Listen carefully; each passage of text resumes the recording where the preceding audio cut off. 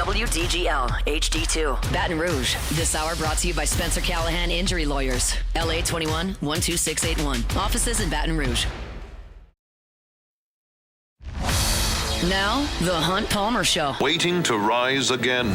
You're listening to The Hunt Palmer Show. Brought to you by Quirks, Cajun fried fish and shrimp on 104.5 ESPN Baton Rouge. This is the moment you've all been waiting for. Locking down the middle of the day. Live from downtown Baton Rouge, this is Hunt Palmer.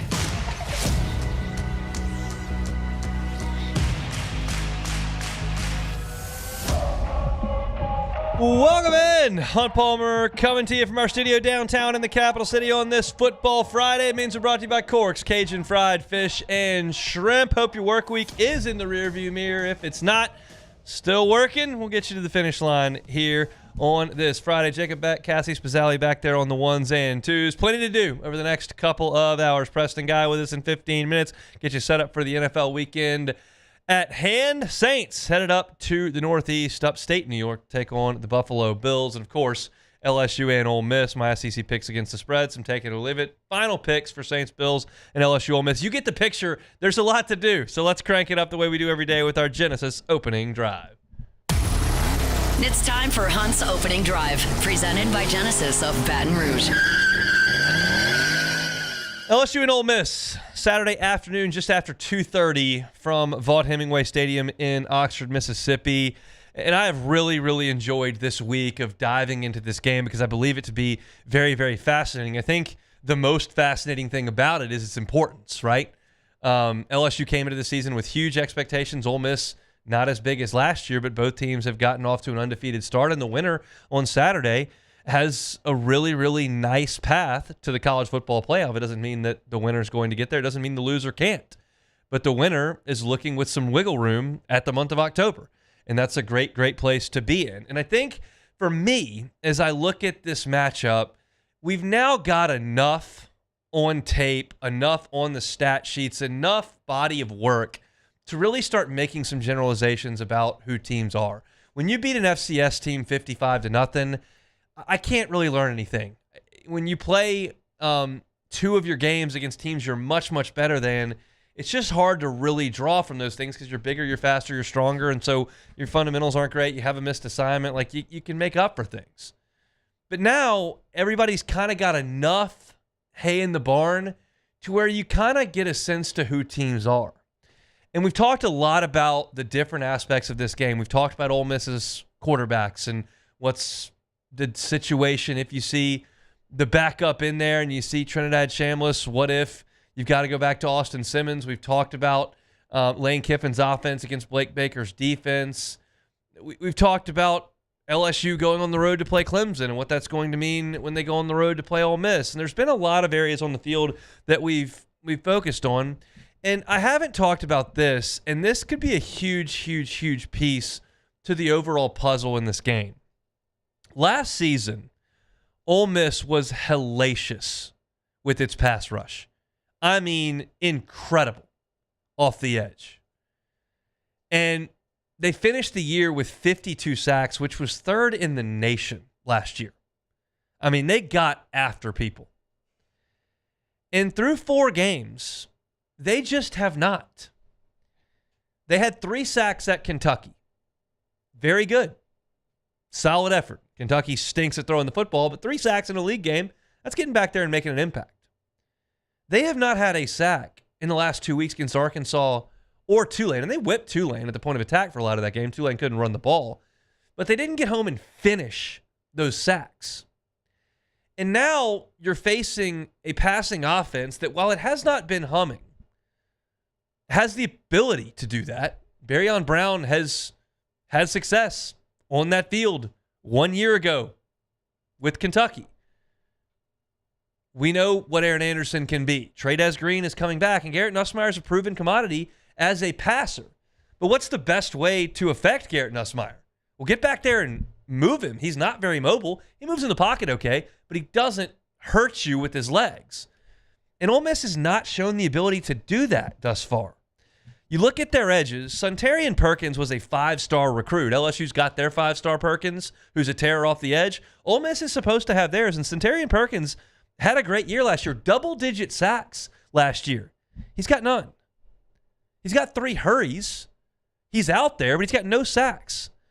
On the other edge, you've got Cam Franklin, who was a 5-star prospect by Rivals coming out of high school, top 75 recruit by ESPN, and he doesn't have a sack. Now, he's got 7 hurries, so it's not like there's no pass rush at all, but they're not getting home the way they did last year.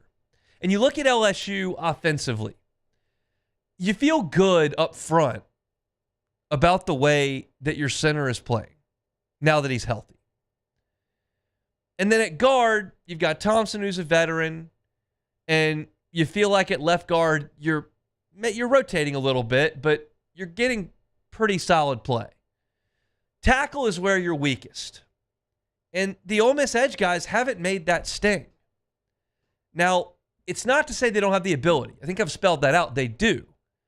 But if Cam Franklin and Sontarian Perkins cannot affect Garrett Nussmeier, I think LSU is going to win on the outside. That's what I've drawn from watching Ole Miss highlights, from listening to 5 or 6 different podcasts, from reading statistics, from going over box scores.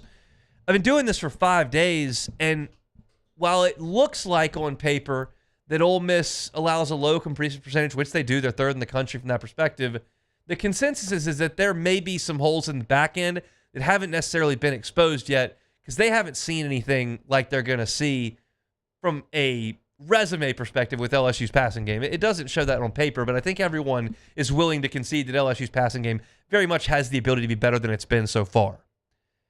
And the way that Ole Miss can counter that is to get back there and affect Nussmeier. Franklin and Sontarian Perkins have got to do that. Prince Will Umanmielen as well. He's only got 1 sack. He's not as good as his brother, Prince Lee Umanmielen. They don't have Walter Nolan on the inside. And so that's a spot that if you're Ole Miss and you look at LSU on tape and you look at the offensive line, you go, I'd like to kind of get after those guys. They haven't shown they can do it. And this dovetails into another point that I think is going to exemplify it even more. As I sit here today on Friday afternoon, I just don't think LSU is going to run the ball well. And you can look at those stat sheets all you want and say, well, Ole Miss has quite literally the worst run defense in the Southeastern Conference. They do. Kentucky ran it on them. Arkansas ran it on them. Taylor Green ran it on them. Like, their statistics against the run are bad. They don't have the talent they did last year. They're not a good run defense. There's enough evidence to support that. I don't think LSU can take advantage of that because I don't trust LSU's run game at all. At all. LSU could not push Louisiana Tech out of the way to score a touchdown in the 4th quarter of that game from the 3-yard line, 1st and goal. LSU's best chance to get a reasonable statistic out of the run game is for Juwan Johnson to bust one. Give me 50 on one play, which can happen.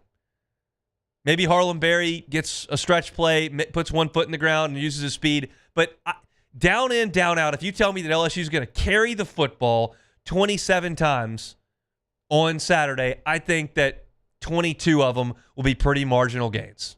I don't trust LSU to run the ball, which means if LSU is going to go to Oxford and move the ball and convert 3rd downs and get into the red zone and score touchdowns and score enough points to win this game, it needs to come in the passing game, that as your backbone. And if Ole Miss doesn't affect Garrett Nussmeier, he can do it. And if Ole Miss doesn't affect Nussmeier, those wide receivers can win against Ole Miss's defensive backs. But if right tackle is a huge problem for LSU, and these guys who were 5-star recruits coming out of high school do play to their ability, and Ole Miss all of a sudden ends up with 5 sacks, and they do pressure Nussmeier, and you see some of the things you saw in the second half last year at Texas A&M when those former 5-star edge players and defensive linemen got after LSU, that's where it all starts to fall apart for the LSU offense. I'm conceding up front that LSU's run game is not going to get a push and is not going to control the game. But I'm not conceding that makes LSU one-dimensional and feckless on offense. It does not, because I think LSU can win against the Ole Miss DBs. And keep in mind, You still have to keep – I'm not saying sit back and throw it 58 times. You still have to run it some. It's like they did at Clemson. And they had the one run at the beginning of the game where Durham broke a tackle and busted a run. And they didn't really hit a nice play on the ground after that. But they did keep with it, keep handing it off, keep that pass rush at bay at times, get the ball out quickly, and they did enough to move the ball down the field, lean on their defense a little bit, and win the game. That's LSU's path. If y'all listen to Further Review with Matt on Thursdays when he has other beat writers for LSU, or on Wednesdays when he has other beat writers for the Saints, he often asks that beat writer, what's the path for said team to win? And this week, if you ask the Bills beat writer, it's like, get off the bus and make sure that you've got football players on the field. That's the path to win. But for LSU to win this game, the path is run it some and make sure that you stick to that a little bit, but don't rely on it, and then really be efficient in the passing game. That means efficient with first down passes to stay ahead of the chains. That means really good on third and medium length in the pass game. And that means when you get a chance to make plays in the red zone and put 6 points on the board, you find Trey'Dez Green, you find Aaron Anderson, you find Nick Anderson, you find Barryon Brown, and you get the ball in the end zone through the air, understanding that your outside guys will win if your inside guys are able to do what Tulane and Arkansas were able to do against Ole Miss's edge rushers. That is one piece of this game that we haven't discussed. I like the matchup on paper statistically. You turn on the tape and you look at the measurables and you look at what Cam Franklin, Suntarian Perkins, and Prince William Amielin could be. Well, if they're that, you might have some problems. But I do think that LSU will be able to throw the football and have success through the air on this Ole Miss team on the road in Oxford just after 2:30 on Saturday afternoon. We're off and running here on this Football Friday edition of the Hunt Palmer Show. We're brought to you by Cork's Cajun Fried Fish and Shrimp. Looking for a late lunch? Highly recommend you get on by Cork's Government between Foster and Jefferson and grab that. Having a watch party for LSU and Ole Miss just after lunchtime. Getting some folks over, big group, and you feel like, I probably need to get something on the table, but I don't want to cook. I don't want to stay up all night and smoke something or cook a bunch of burgers. Well, get Cork's. They're happy to feed big groups. They get you those big trays, the crispy fried catfish, jumbo Gulf shrimp, the shoestring fries, honey butter rolls, your coleslaw, all the sauces your heart desires right there at Cork's. So call them, say, hey, coming over about noon, need to pick up some food because we're having a watch game to watch the Tigers. They will certainly appreciate that. They bring you our Friday shows each and every week. Step aside, Preston Guy, tigerbait.com next. The Hunt Palmer Show. One Bath and Closets. OneBathAndClosets.com is the website. David Duvall and his team, 30 years redesigning and remodeling bathrooms and closets. Doesn't have to be a huge project, right? When you think about a renovation or remodel, you think months at a time and ripping walls out and huge expenses. And if you want to do a wholesale renovation of your bathroom, like David Duvall and his team can do that. But if you're just thinking about something quick, I don't use this bathtub, I just want to get rid of it, then do a tub-to-shower conversion. 3 to 5 days, easy as pie, and you've completely transformed your bathroom. Make that happen. Have a free consultation. The conversation doesn't cost anything. Just put your information there at onebathandclosets.com. Have to sit down with David. He'll tell you what they can do. You'll be satisfied with their work. They're going to do it right the first time and leave the competition behind. It's One Bath and Closets. You can find them online, onebathandclosets.com. At Bayou Automotive, we believe in a sales process that puts you first. We want you to experience an easy purchase with clear pricing and great service. Let Bayou Ford and Bayou Chrysler Dodge Jeep Ram be your trusted partners in finding your perfect vehicle. The crew at Bayou Automotive is going to do right by you. At Auctioner, we know healing is a team sport. That's why we've partnered with world-renowned orthopedic surgeon Dr. James Andrews to create the Auctioner Andrews Orthopedics and Sports Medicine Institute. Whether you're a professional athlete or a weekend warrior, our team of specialists are dedicated to getting you back in the game. So whatever your reasons are for reaching your personal best, we've only got one. You. Auctioner Andrews Institute. Long live you. Gulf Coast Bank and Trust is giving our customers the power to bank anywhere, anytime during this challenging event. And we're right there with you. Our mobile banking app is a smart way to manage your money and time. Gulf Coast Bank and Trust, the bank that cares about you. I'm Gabrielle McLeod on behalf of the Louisiana Propane Dealers. I have spent hundreds of hours preparing for scholarship competitions. That preparation paid off when I won the Fitness and Talent Awards along with the title of Miss Louisiana. The Louisiana propane dealers are also pretty talented and want you to be prepared for when the power goes out. Visit LouisianaPropane.com to find out about propane generators and other safety tips. Louisiana Propane, it truly is the fuel for our future. Bayou Chrysler Dodge Jeep Ram is taking $22,500 off MSRP on the brand new 2025 Ram 1500 Laramie with $22,500 off MSRP with a complimentary 7-year powertrain warranty that comes with all new Bayou Automotive vehicles. If you need sales or service, the crew at Bayou Automotive is going to do right by you. Hey, it's Matt Moscona inviting you to join us for Friday's AFR from Don Juan Cigar Bar, presented by Got Lit Light Installers, because everything looks better when it's lit. We'll see you Friday, 3 to 6 from Don Juan Cigar Bar, presented by Got Lit Light Installers. At Luba Workers Comp, our journey began over 30 years ago with a simple belief: our clients come first. At Luba, our business has always been focused on people, not policies. Through every success and challenge, we've continued to grow because we've stayed true to our values, committed to providing you with genuine dependability. Because your well-being is more than a priority. It's our purpose.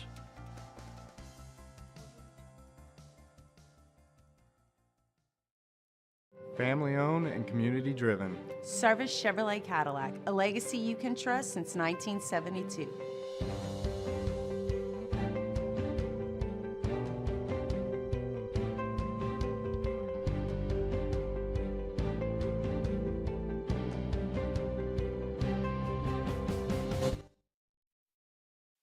You're listening to The Hunt Palmer Show, brought to you by Corks, Cajun fried fish and shrimp.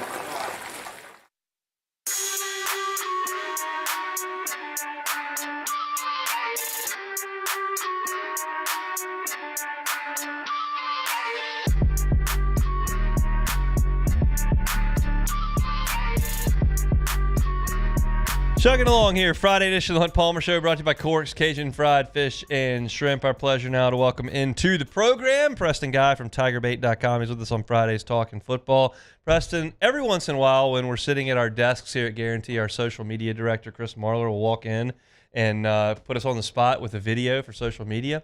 He did so this week with a question. I'll just pose it to you and see if we put you on the spot how it goes. What's your least favorite thing about Ole Miss?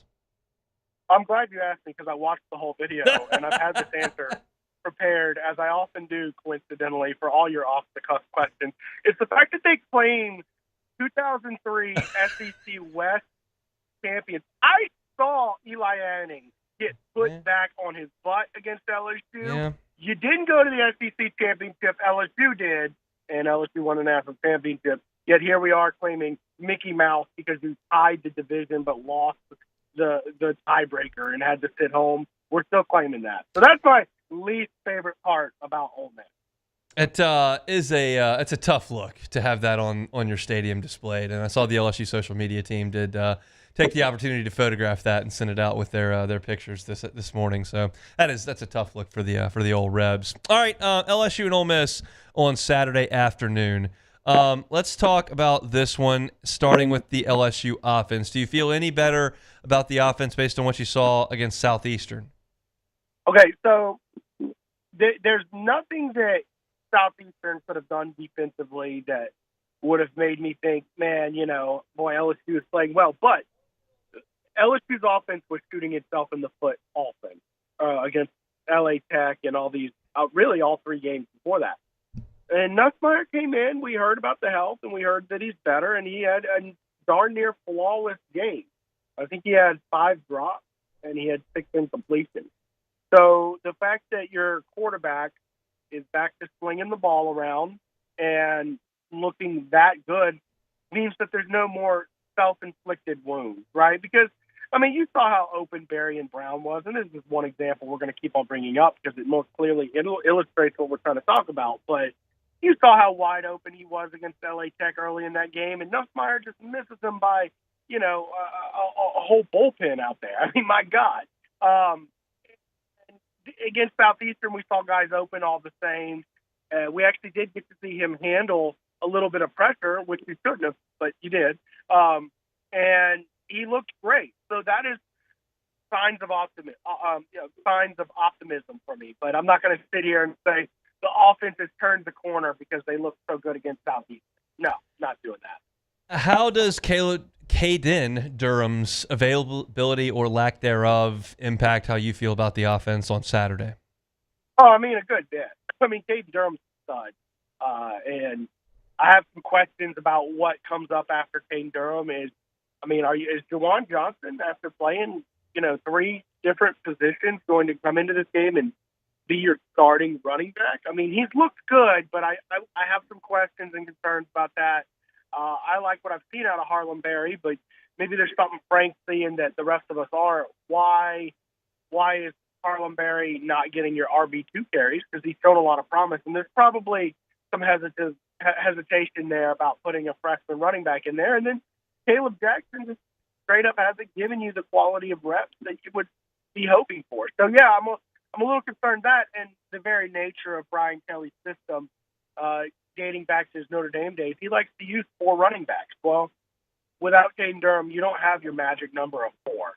So, I would be concerned if Caden Durham's not available. I've seen a couple reports that, we're looking maybe for good news on that front, but then there's, availability, and then are you 100%?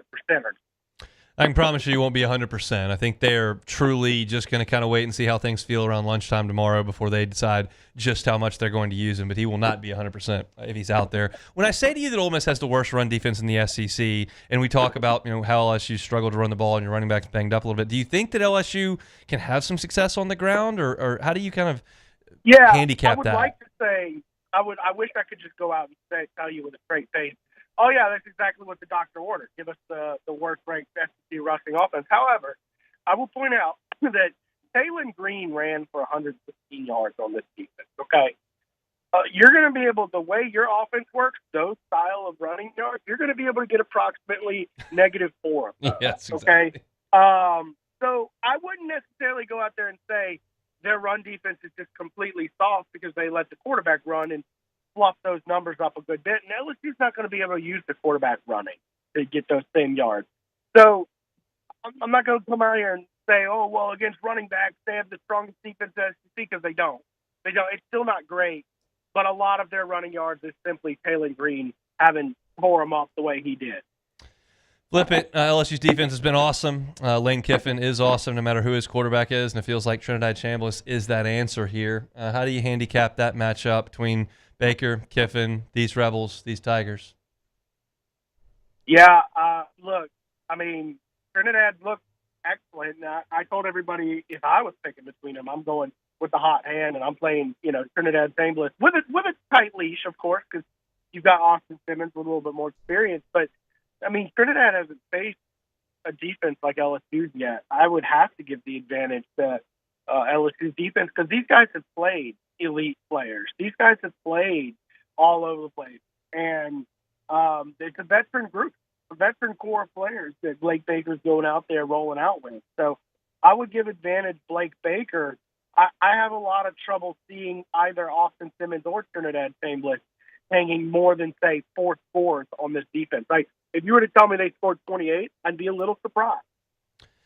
As far as LSU's depth, especially on the defensive front, with the tempo that Ole Miss wants to play with and to run that no huddle, does it concern you that you can't lean on one of your strengths there at all?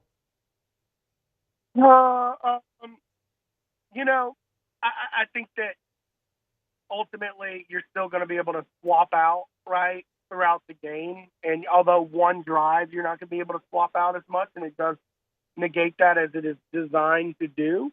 And frankly, there's more, infrastructure in place now to prevent people from faking injury, if we're just looking at it from that objective standpoint.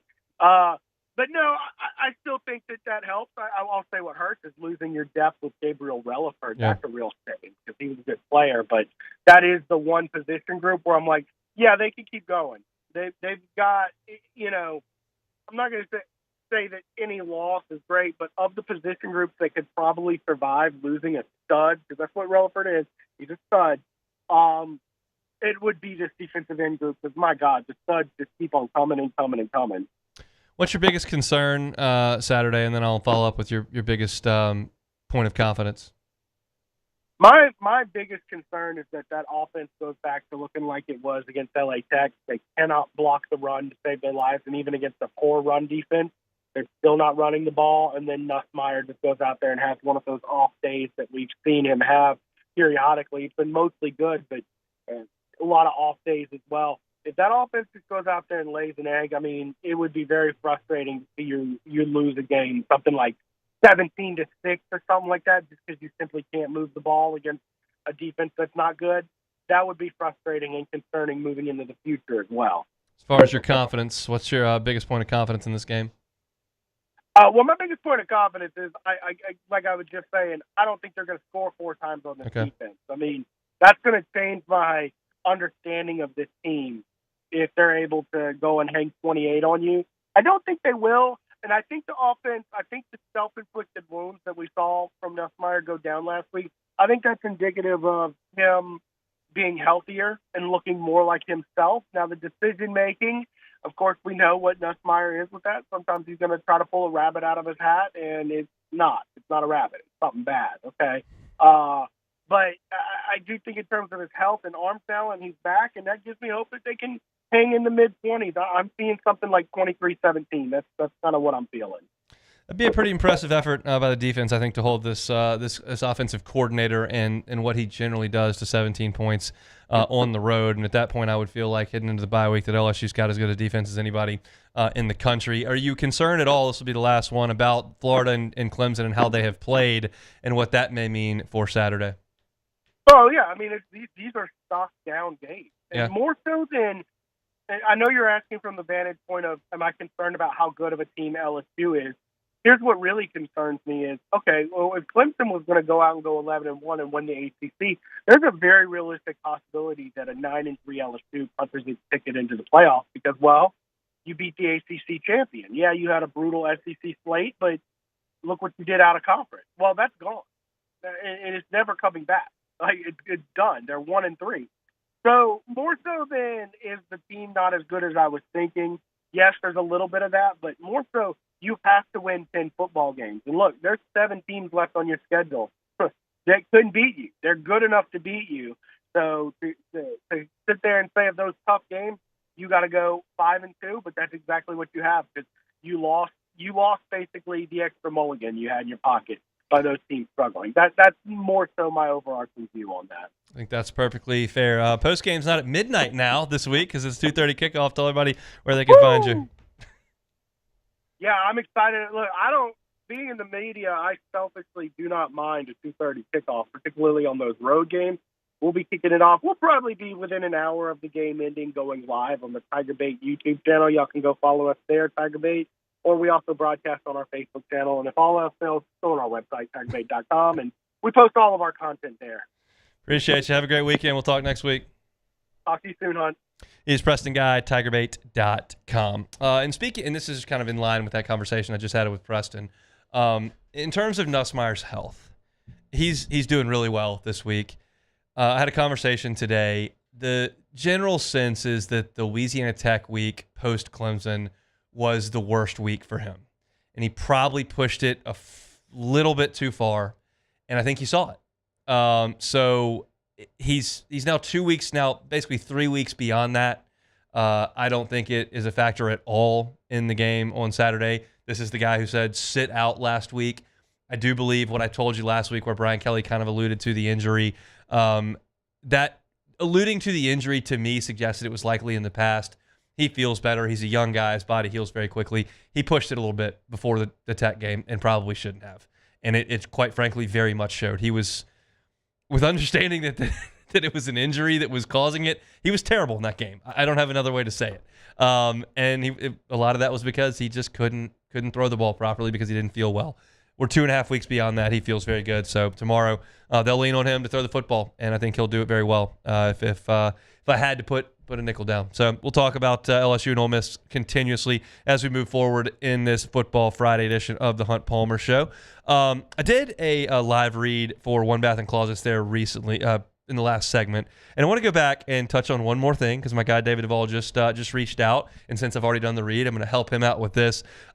He's going to be at the Baton Rouge home show at Lamar Dixon Saturday and Sunday of this weekend, 10 a.m. to 5 p.m. So wide-ranging hours, 7 hours, Saturday and Sunday over at Lamar Dixon. He's offering extra discount if they come over and see him at the show. So if you are interested in a bathroom remodel, a closet remodel, want to just talk about it, he'll be at Lamar Dixon at the Expo, 10 to 5, Saturday and Sunday. Go see David. Say, hey, heard about you on Hunt's show. What can we do? And he'd be happy to talk with you there. So wanted to get that shout out into David because that's great work over at One Bath & Closet's great partner here on the Hunt Palmer Show. Step aside, get you ready for the NFL weekend to come. That's next.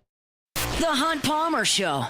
Highland Insurance Group, HighlandIG.com is that website. Captives. If you are a business owner or you're a CFO or you are a risk manager, you're in charge of the insurance and you feel like your premiums are pretty sizable and you feel like there got to be a better way to handle insurance from a bottom line perspective. There may be. Can't promise you because you have to fit into the captive. Your loss history as well as your premium size has to fit into the bucket. But if it does, it can be a game changer for you. If you have not explored a captive, if your broker has not come to you and talked about that, well, you need to learn about it. In the Highland Insurance Group, John and the Carpenter's team, they handle captives every single day. So again, if you're a business owner, you feel like you need to make a change with your insurance to help your bottom line, maybe a captive is the answer for you. The Highland Insurance Group is happy to help you with that. It's the Highland Insurance Group. They're here in Baton Rouge. They can help you out statewide. Find them online at HighlandIG.com, HighlandIG.com. My father, J.B. Falgu, had a vision of growth for First American Bank and the communities we serve. The bank's foundation was built on his legacy of compassion, loyalty, and dedication. Through his years of leadership, First American has prospered to heights even J.B. could not have imagined. I know my father would be extremely proud of the customer service and financial stability that First American provides to Southeast Louisiana. We continue to thrive because of the legacy of J.B. Falgu. BRAC teamed up to reimagine your parks, and you imagined big. With your help, we went to work, creating 12 beautiful community parks across the parish. A family-sized water park, miles and miles of trails, and parks just for your dogs. There are more places to splash, to explore, to run wild, and even soar. You imagined, we delivered. Gold. BRAC, your #1 park system in the nation.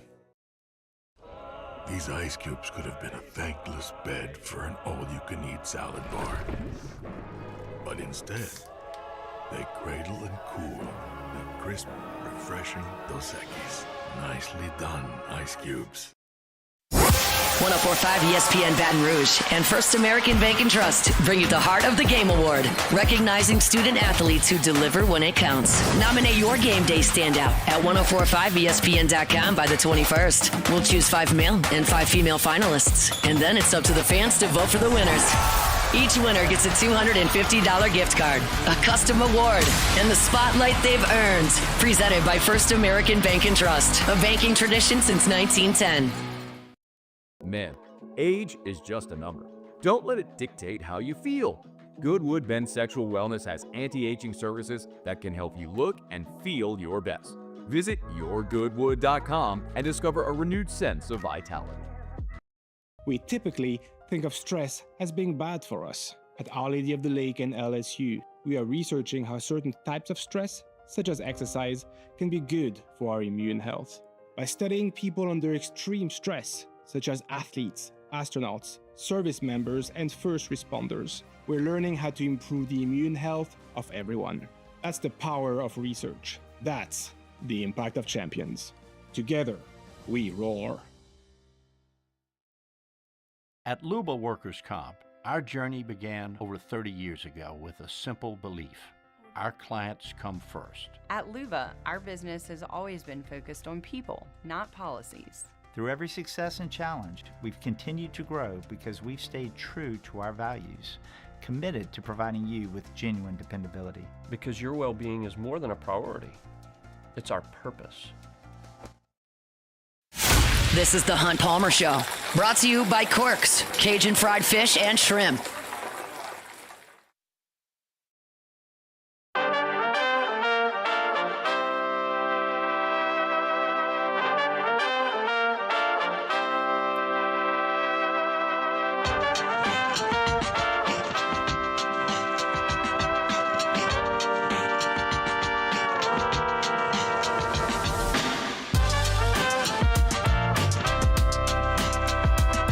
Beck,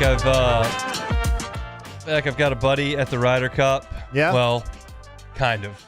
He's been on a shuttle 5 minutes outside the gate for an hour and 15 minutes. Awesome. Turns out when the president shows up, security becomes a bit of an issue. Yeah. That would be so frustrating. I mean, what time is it? It's 2:30 New York time. It is. And he's just sitting outside the gates. That's a tough scene. How would you be handling that? I would have probably just, I don't know, I'd probably just turn around, go park somewhere, and just walk.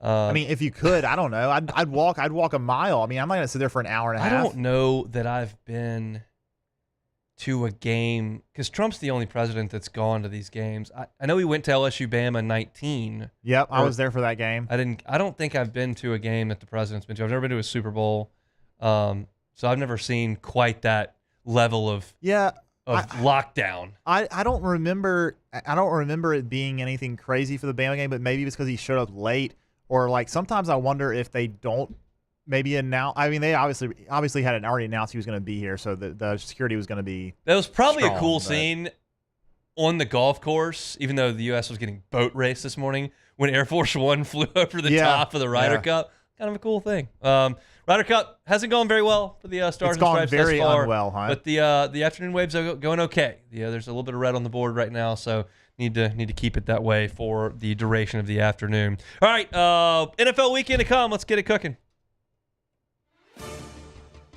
We start in Tier 4. There are 3 bad football games this week. We'll get those out of the way. Panthers at Patriots. The Patriots are 5.5-point favorites.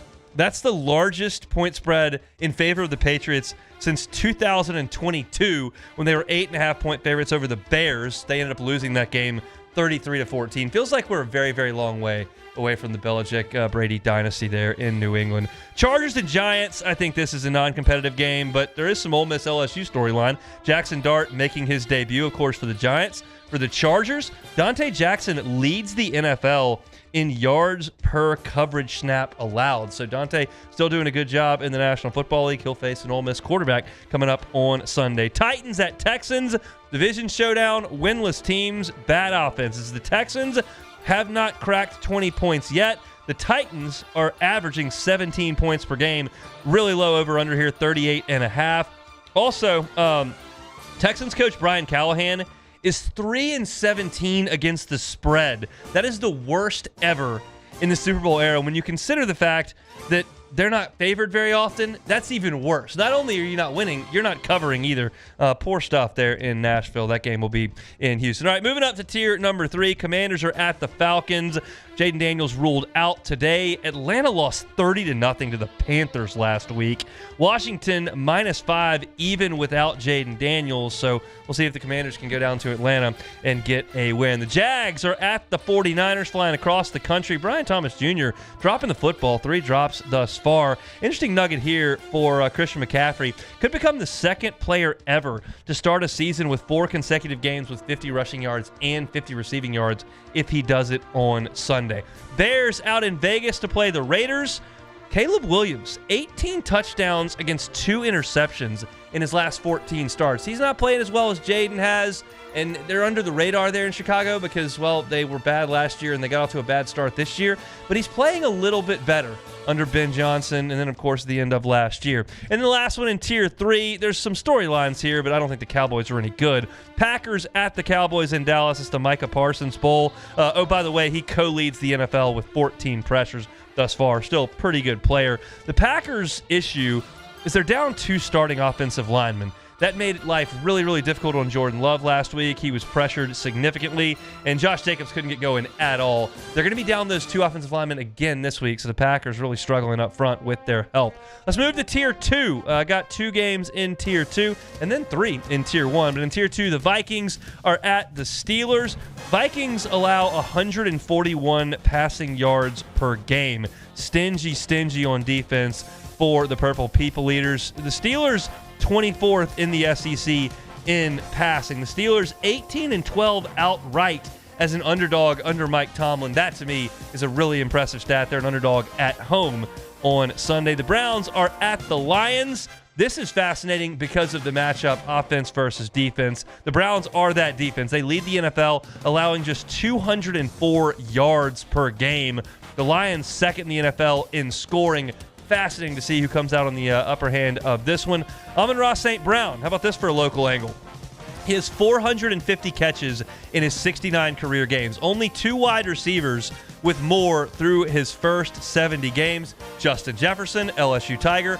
Michael Thomas, New Orleans Saints. A little bit of a local angle from that perspective. Amon-Ra St. Brown off to a pretty good start there in Detroit. And then 3 games in Tier 1 that I'm fired up about. The Eagles and the Bucs. That's a heck of a ball game. The Eagles flew a day early to Tampa for the Heat. See if that pays off. The Bucs 15-6 against the spread as underdogs with Baker Mayfield. That is the best mark in the NFL over that time. They're a home dog on Sunday. The Colts are at the Rams. Colts running back Jonathan Taylor leads the NFL in rushing. They're off to a great start offensively. The Rams are incredible on the offensive front. They are way up in the NFL, and they're top of the NFL in sacks. And then you got the Ravens and the Chiefs. I know. They're 1-2. How could they possibly be in Tier 1? Well, the loser going to 1-3 is fascinating in this game to me in the AFC. It's in Arrowhead. The Ravens defense ranks last in the National Football League, but they've scored a lot of points, 111 through 3 games. That is the most points through 3 games for a team with a losing record in the history of the National Football League.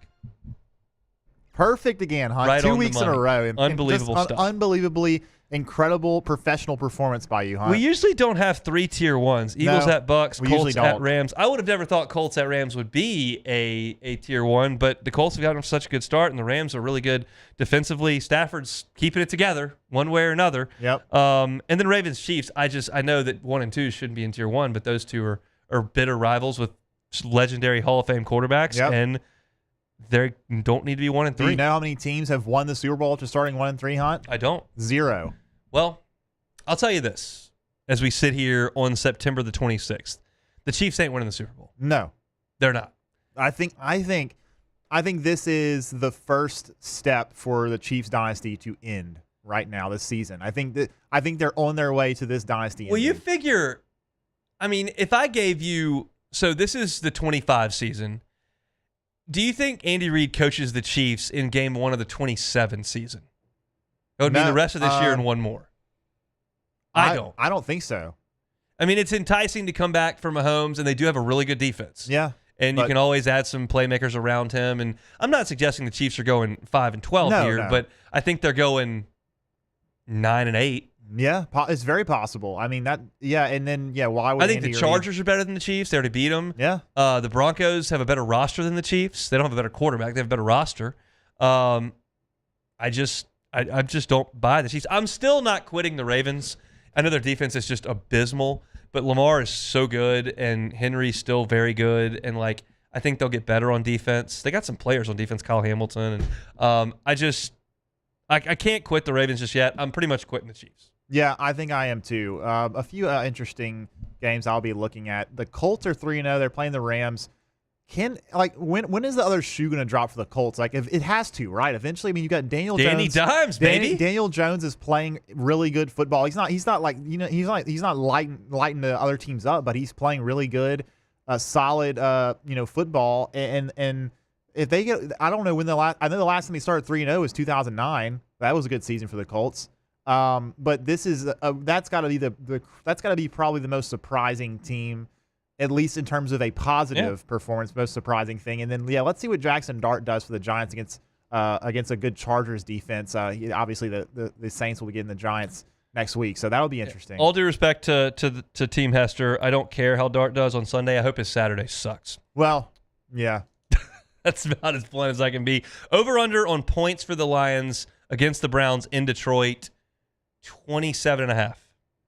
I'll take the under. The Browns' defense is really good. Browns' defense is real salty. I would probably take the under. That number's probably way too high. Although, but I didn't look it up what it would be. I'm sure they have numbers on that. Yeah. I just didn't look them up. They got the doors beat off by the Ravens. The Ravens have maybe one of the best offenses in the NFL. The Lions. Let's see what the Lions do here. They had that first game against the Packers, but then they went out and blew out the Bears, and then had a good one against the Ravens. So I still think the Lions They're are still really good. They're still really good. Shout out Kelvin Shepard, coaching that defense. LSU Tiger. We'll come back and close that hour one next. The Hunt Palmer Show. Genesis of Baton Rouge. GenesisofBatonRouge.com is the website. America's best warranty. Talking about powertrain warranty, 10 years, 100,000-mile, bumper-to-bumper new vehicle warranty, 5 years, 60,000 miles, enhanced 24/7 roadside assistance, 5 years, as many miles as you can drive it. They will have you covered. And then, of course, your complimentary scheduled maintenance that you can turn into valet. The line of vehicles is elite. The customer service is phenomenal. The warranty is the best in America. There are so many reasons to make Genesis your next new purchase. Get on by and see them, Airline at Piku. You'll see the facility. You'll witness the customer service. You'll get behind the vehicle. You'll see that Genesis difference. It's a luxury brand at a reasonable price. That's the model, and that's why they've had the success they've had here in the capital city. So when the time comes for you to get behind the wheel of a new vehicle, maybe that's next month, maybe that's next year, give Genesis a shot. Just put them on your list. Genesis of Baton Rouge. GenesisofBatonRouge.com.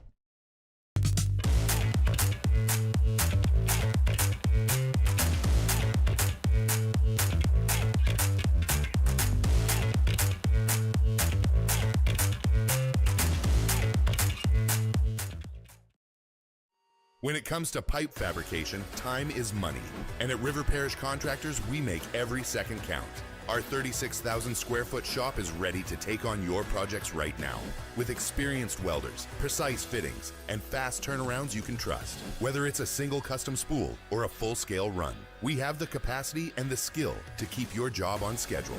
Call us or visit rpcontractors.com for your quote. That's rpcontractors.com. These are the luckiest ice cubes in the world. They could have been a thankless bed for an all-you-can-eat salad bar. But instead, they've been called upon to cradle and cool a crisp, refreshing Dos Equis. Huh. Looks like the lucky just got luckier. Dos Equis. Breck teamed up to reimagine your parks, and you imagined big. With your help, we went to work, creating 12 beautiful community parks across the parish. A family-sized water park, miles and miles of trails, and parks just for your dogs. There are more places to splash, to explore, to run wild, and even soar. You imagined, we delivered. Gold. Breck, your #1 park system in the nation. ED, low T, or simply seeking to optimize your health and performance? Goodwood Men's Sexual Wellness offers a range of discreet services to address your specific needs. We empower men to reclaim their health and confidence. Visit yourgoodwood.com. While Louisiana politics can seem like they're from another planet, Moon Griffon isn't afraid to bring politicians back down to earth. Listen to the Moon Griffon Show weekday mornings at 9 on Talk 107.3. Hey, it's Matt Moscona inviting you to join us for Friday's AFR from Don Juan Cigar Bar, presented by Got Lit Light Installers, because everything looks better when it's lit. We'll see you Friday, 3 to 6 from Don Juan Cigar Bar, presented by Got Lit Light Installers. In South Louisiana, you can always count on good people coming together to help our children. At Dreams Come True, we grant wishes for Louisiana children with life-threatening illnesses. But to do this, we need funds. That's why we're trying to raise $100,000 for Dreams Come True by giving away the Blessed Builders School. Make your backyard's dream come true while helping our kids. Just go to You're listening to The Hunt Palmer Show, brought to you by Quirks, Cajun fried fish and shrimp.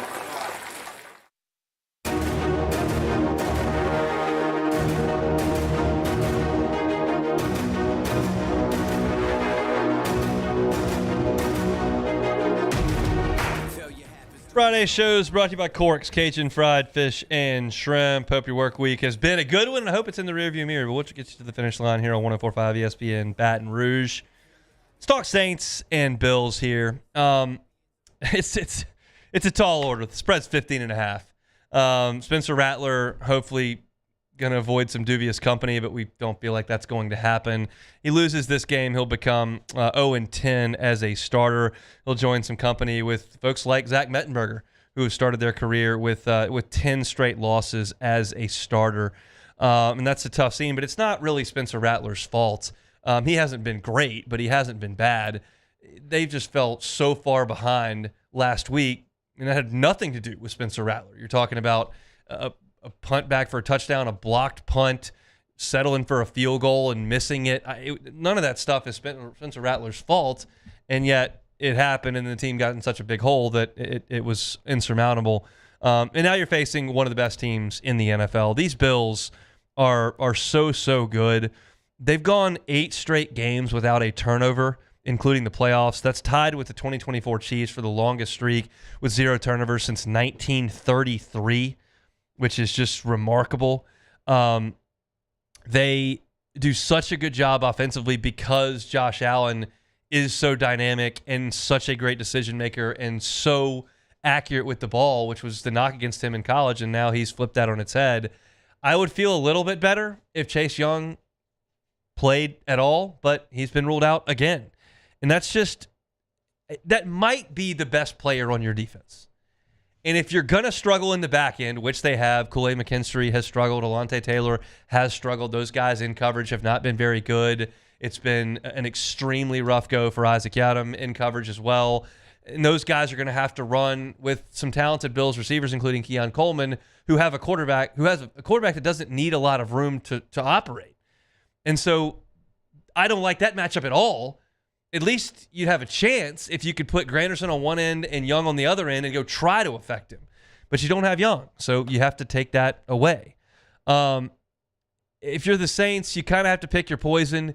If you spend too much time sitting back and worrying about what Josh Allen's going to do with those receivers, James Cook will dice you up. He's been as good as any running back in the NFL this year. I would love to point to a statistic and point to something that I could paint a sunny picture with. I literally have nothing. I have nothing at my disposal with which to paint a rosy picture. The Saints have been bad against the pass. You're facing one of the best quarterbacks, maybe the best quarterback in the NFL. The Saints have struggled to consistently move the ball down the field. You've got a quarterback that is still learning. You're going on the road in a hostile environment that's going to be cranked up because they're 3-0 and fired up and they can smell blood in the water. The point spread is over 2 touchdowns, which just does not happen in the NFL. Your best defensive player is not playing. I don't have anything positive to say about this. Here's my hope, that the Saints don't self-destruct and quit getting penalized. That has nothing to do with the opponent that you're playing. And if you, as a franchise and as a roster for this year, want to start making some improvements toward winning games, which could happen in the next 2 weeks, stop getting stupid penalties. You're going to get a holding call here or there. You're going to get a pass interference here or there. No pre-snap penalties. No ridiculous unsportsmanlike penalties. No complete meltdowns where you're getting kicks blocked. Just do the simple things. And if you just do the simple things with professional football players out there, you will not get embarrassed. You will stay reasonably competitive for a couple quarters into the third quarter, close to the fourth quarter. If you just don't get behind the sticks because of penalties, and you don't turn the ball over, and you don't do anything ridiculous and out of character, you'll be okay. You'll get beat. They're going to get beat. But I'm looking for baby steps here. I don't have any interest in coming on here every single day and going, okay, well, the Saints are atrocious. Here's how again. When there are statistics that are noteworthy, I'll pass them along. But I'm not interested in just running the franchise down 5 days a week between losses. So they're going to lose on Sunday. And nobody's going to throw a fit down here because everybody knew they were going to lose on Sunday. And then you come back Monday. We'll break this game down for a little bit. And then you'll start looking at a 2-week span where you, as a head coach, a quarterback, and a football team, had better start making some strides against 2 teams that are not any good. The Patriots, not any good. Giants, not any good. Now, neither are the Saints, but these are the 2 games that I'm now focused on. I'm not focused on the Bills. The Bills are going to crush the Saints. But the next 2 weeks are going to show me something. I can't take a lot from Sunday unless you continue. You get penalized 16 more times and you get 2 more kicks blocked, and then you're just incompetent. But if you can just stay between the buoys, take your 14, 18, 20-point beating and come back for the next 2 weeks where you should be competitive on your home field. That's where I am right now. So that's your look at the New Orleans Saints here on this Friday as we get ready for Saints and Bills. My prediction on this game, I'll go ahead and give it now, and we'll do it again at the end of the show. I'll give you a prediction. I think the Bills win this one 34-13. I gave you 30-13 last week. I think this is worse because the Bills will execute better than the Seahawks. That was a bit of a fluke last week and all the things that went wrong early. This won't get that out of hand that quickly. I just don't see the Saints putting up enough resistance to keep it close late. So there's your thought on Saints and Bills here on this Friday. We're brought to you by Corks, Cajun fried fish and shrimp. Get on by for a late lunch. Get a po' boy, the big jumbo shrimp po' boys, awesome catfish po' boys as well. Come with the shoestring fries. Great addition to your Friday and your weekend, quite frankly. When we come back after Sports Center, talk some more LSU and Ole Miss. Big one on Saturday. Got SEC picks against the spread coming up as well. All that after Sports Center. It's the Hunt Palmer Show. The Hunt Palmer Show. At Bayou Automotive, we believe in a sales process that puts you first. We want you to experience an easy purchase with clear pricing and great service. Let Bayou Ford and Bayou Chrysler Dodge Jeep Ram be your trusted partners in finding your perfect vehicle. The crew at Bayou Automotive is going to do right by you. Baton Rouge's home for real rock. It's Eagle 98.1. Foo Fighters. Led Zeppelin. AC/DC. Pearl Jam. And the flagship home for LSU sports. Take us anywhere with the Eagle 98.1 app. Eagle 98.1 is the rock station. Today, we are shaping tomorrow. We are researching how extreme stress impacts the immune system, from trauma victims to athletes and even astronauts. Our work is leading the way in sepsis treatment, saving countless lives. We're unlocking the mind with music in exciting new ways. Our Lady of the Lake Health and LSU are improving the health of our state. That's the impact of champions. Imagine the impact we'll have on the future. Together, we roar. Hi, this is Beth Serena. Welcome to my pool.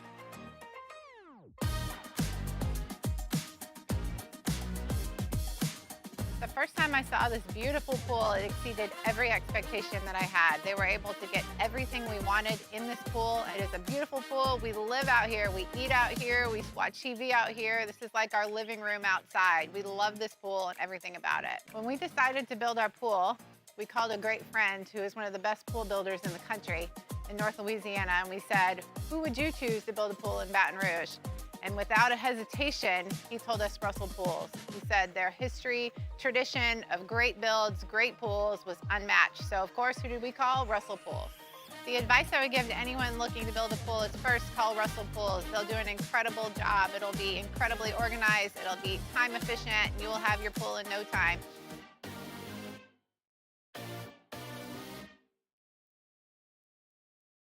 At Auctioner, we know healing is a team sport.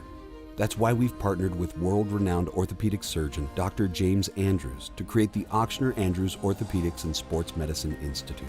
Whether you're a professional athlete or a weekend warrior, our team of specialists are dedicated to getting you back in the game. So whatever your reasons are for reaching your personal best, we've only got one: you. Auctioner Andrews Institute. Long live you. Family owned and community driven. Service Chevrolet Cadillac, a legacy you can trust since 1972.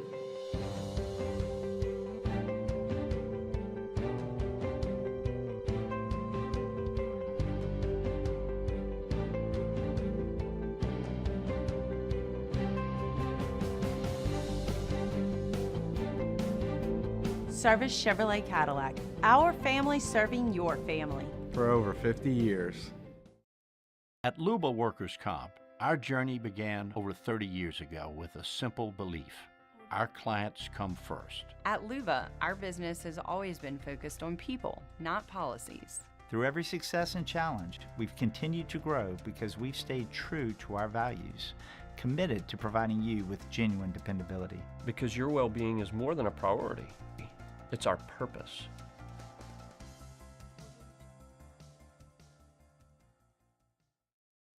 River Parish Contractors has immediate openings for structural steel shop fabricators. Call or text Big Jake today at 318-547-1000 or go to rpcontractors.com and click on employment. River Parish Contractors. Let's get building.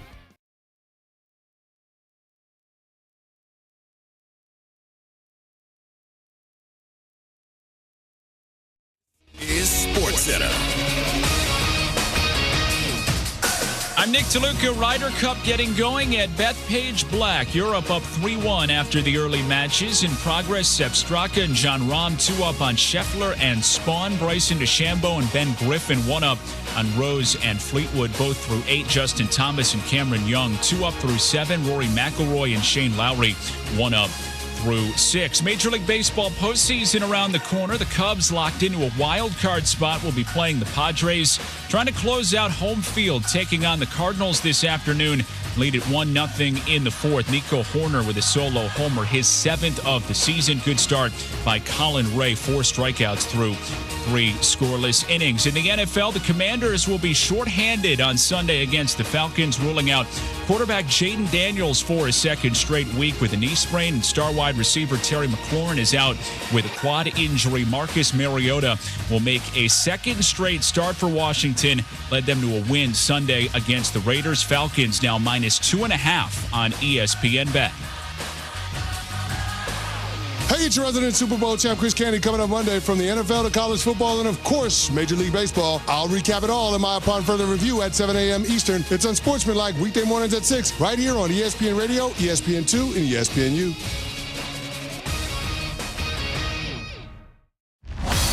Now, The Hunt Palmer Show. Waiting to rise again. You're listening to The Hunt Palmer Show. Brought to you by Quirks, Cajun fried fish and shrimp on 104.5 ESPN Baton Rouge. This is the moment you've all been waiting for. Locking down the middle of the day. Live from downtown Baton Rouge, this is Hunt Palmer.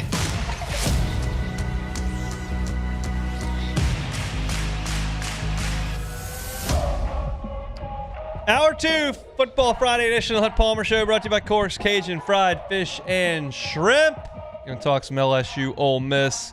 Segment 2, got Take It or Leave It coming up. My final pick for Tigers and Rebels at the end of the hour. I told you yesterday I did not have a pick. Hour 2, I settled in. It's right there in my ear. Just me talking to my ear. Yeah, it's interesting. Yeah, I had the college football song ready to go, and the audio was also on the stream.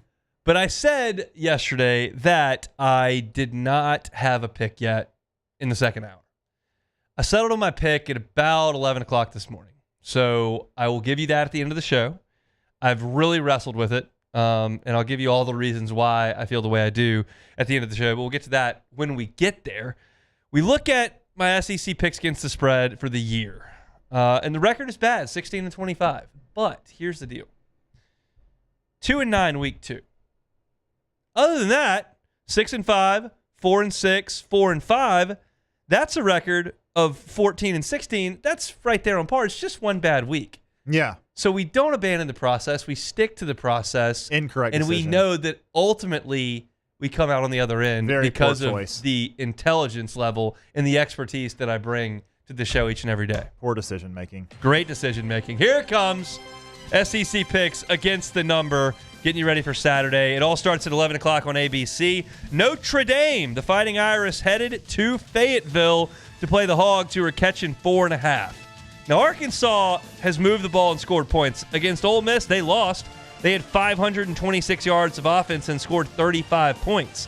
Against Memphis, they lost. They had 500 yards and scored 31 points. On the other side, Notre Dame scored 40 on A&M, but it wasn't enough. This is not the Notre Dame defense from last year. I don't like Arkansas to win. I think they backdoor cover on this. Taylor Green runs around a little bit. They do put up some points. They don't stop Notre Dame enough to win the game. But 4.5, I can get under 4.5 a few different ways. I can lose by 1. I can lose by 3. I can even lose by 4. And I get there. I want the Hogs and the points. I'll take 4.5 there. Utah State's in Nashville to play Vandy. 23.5 is the number. Vandy scored 70 last week. Is this a look-ahead spot for Vandy? I knew this was coming. They play Bama next week? I knew it was coming. Utah State put up a fight at Texas A&M. They scored 22 points. They were okay. Give me the Utah State Aggies plus the 23. How many times do you have to get burned by Vandy, Hunt? As many times as it takes. Many times as it takes. Auburn is at Texas A&M. This one's raising a lot of eyebrows. Auburn played well last week in Norman. I mean, we can talk about the blown officiating call all we want, whatever. But they were right there in that game the whole way. They also lead the SEC in run defense, which is Texas A&M's bread and butter, running the football. But Auburn is 15th in the SEC in passing, and they're not good in terms of basically every offensive statistic. They're 10th in the conference in total offense. I just don't think that an offense that bad is going to be able to keep up with Marcel Reed at home coming off the bye. Like Texas A&M, I'll lay the 6.5 points, even though I think Auburn is a pretty good football team. Tennessee's at State. This line's a little stinky. It's only 7.5 there. Vols are favored. State only has 5 sacks on the season, and Tennessee leads the SEC in passing in terms of yardage and touchdowns. Aguilar's been very, very good. I like Tennessee to score a lot, and I just don't know if Mississippi State's built to keep up with them. So give me the Vols. I will lay the 7.5 points there. All right, 6:30 ABC, big one. Alabama at Georgia. Kirby Smart's outfit giving 3.5 points here. These teams, this is weird to say, are tied for 14th in the SEC in sacks. Georgia's dead last in the SEC in tackles for loss. They're not making a lot of plays in the backfield on either side here. Ty Simpson's played great the last 2 games. The question is, can Georgia do what Florida State did to Alabama and run for 230 yards and 4 touchdowns? That's what Florida State did to beat them. Certainly Wisconsin's not capable of that.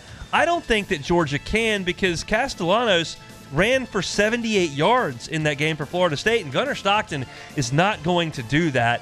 I don't know who wins this game, but if you're going to give me 3.5 points more than a field goal, I'll go ahead and take the road team Alabama and those 3.5 points with the Tide. This could be a bit of a coming out party for Ty Simpson, who, again, has played pretty well while nobody's been watching because they've been doing it against bad teams. UMass is at Missouri. The line here is 43 and a hook.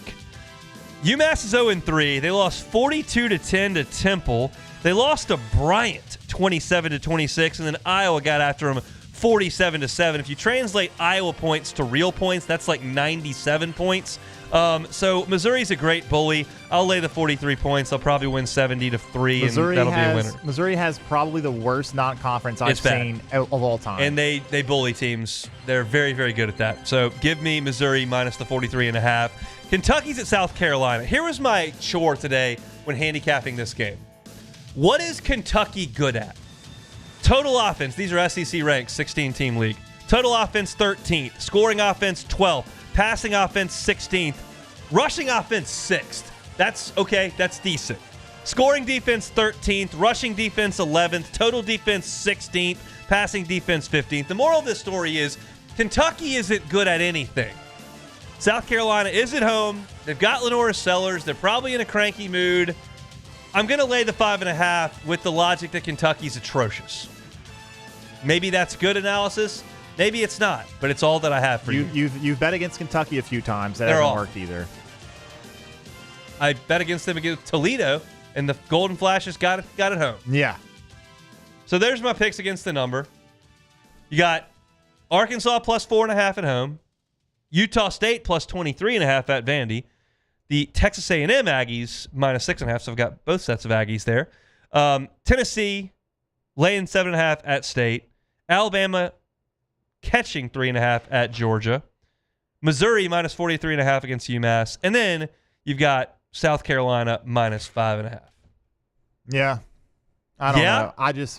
I don't trust you. I think you've been thrown off because you're too invested in the Vanderbilt Commodores. Well, I am.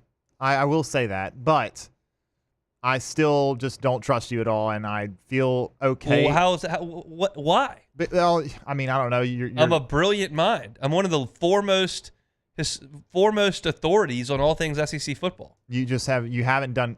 I get dozens of views on YouTube every day. Yes, that is true, but I just don't like your picks. Sorry. Well, that's not very polite. little bit rude. I'll say this. I think you're gonna probably go one game under 500 again this week. I think that's gonna happen. I think as I look at it objectively, certainly with no bias here, that's 7 games. You're going 3-4. That's got 5-2 written all over it. No chance. 5-2 written all over it. I actually think that I should get an extra win when Arkansas backdoor covers. Oh yeah, well that should be verse. Here's the deal, Hunt. Vanderbilt's going to score 60 on Utah State because they're terrible. No, Utah State's decent. They can score some points. Utah State scored 22 on A&M. A&M's defense is better than Vanderbilt's. Kentucky is going to cover because for some reason they just managed to cover against Cats, teams. I just gave you all the research on that. I don't care. It doesn't Every matter. stat, they suck. Remember what you said about them against Ole Miss? Yeah. Not true at all. They're still terrible. I agree, but they're going to cover. No.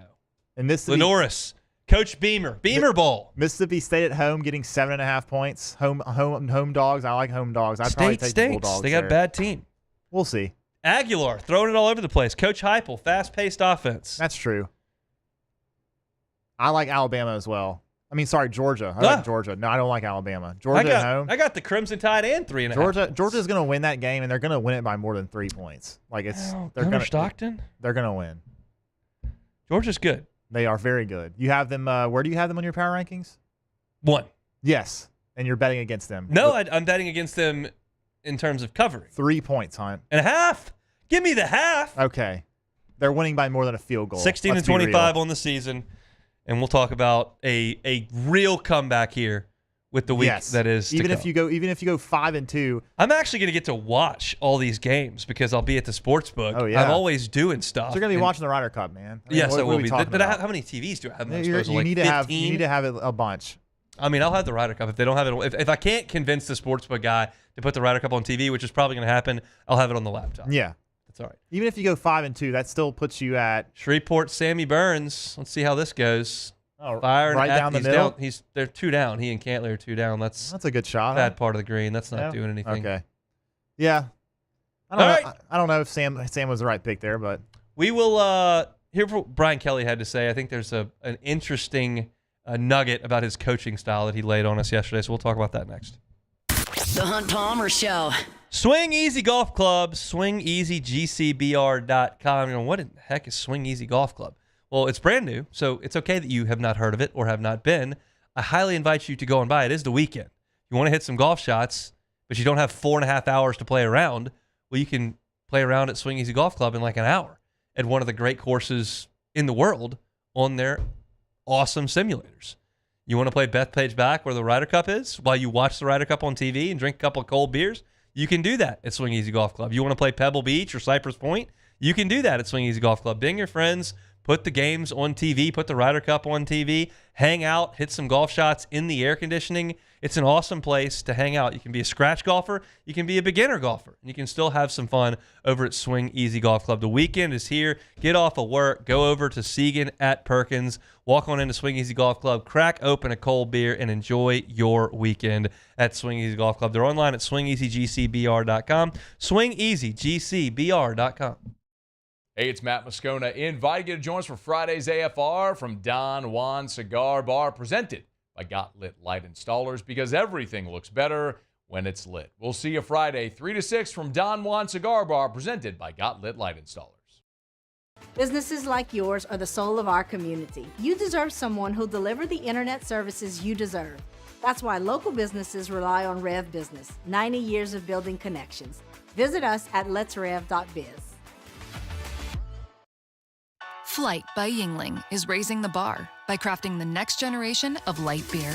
With only 2.6 carbs and 95 calories, this is premium refreshment 6 generations in the making. Flight by Yingling. Raise the bar. My father, J.B. Falgu, had a vision of growth for First American Bank and the communities we serve. The bank's foundation was built on his legacy of compassion, loyalty, and dedication. Through his years of leadership, First American has prospered to heights even JB could not have imagined. I know my father would be extremely proud of the customer service and financial stability that First American provides to Southeast Louisiana. We continue to thrive because of the legacy of JB Falgu. At Atmos Energy, our Smart Choice solutions help customers save energy and emissions with rebates up to $500 off high-efficiency natural gas appliances, smart thermostats, and weatherization upgrades. Together, we're fueling our energy future. It's not just a game, it's a religion. You've got your team colors, team swag, and now your very own website. LouisianaSports.net. Everything LSU, Saints, and Pelicans. Sports on demand. In-depth coverage by sports writing pros with continuously updated news. And with the LouisianaSports.net newsletter, you get pinged directly with top trending stories. Best of all, now and always. No paywall. It's free. LouisianaSports.net. Powered by 104.5 ESPN Baton Rouge. Your home for Louisiana sports. We typically think of stress as being bad for us. At Our Lady of the Lake and LSU, we are researching how certain types of stress, such as exercise, can be good for our immune health. By studying people under extreme stress, such as athletes, astronauts, service members, and first responders, we're learning how to improve the immune health of everyone. That's the power of research. That's the impact of champions. Together, we roar. In South Louisiana, you can always count on good people coming together to help our children. At Dreams Come True, we grant wishes for Louisiana children with life-threatening illnesses. But to do this, we need funds. That's why we're trying to raise $100,000 for Dreams Come True by giving away the Blessed Children's School. Make your backyard's dream come true while helping our kids. This is the Hunt Palmer Show, brought to you by Quirks, Cajun fried fish and shrimp.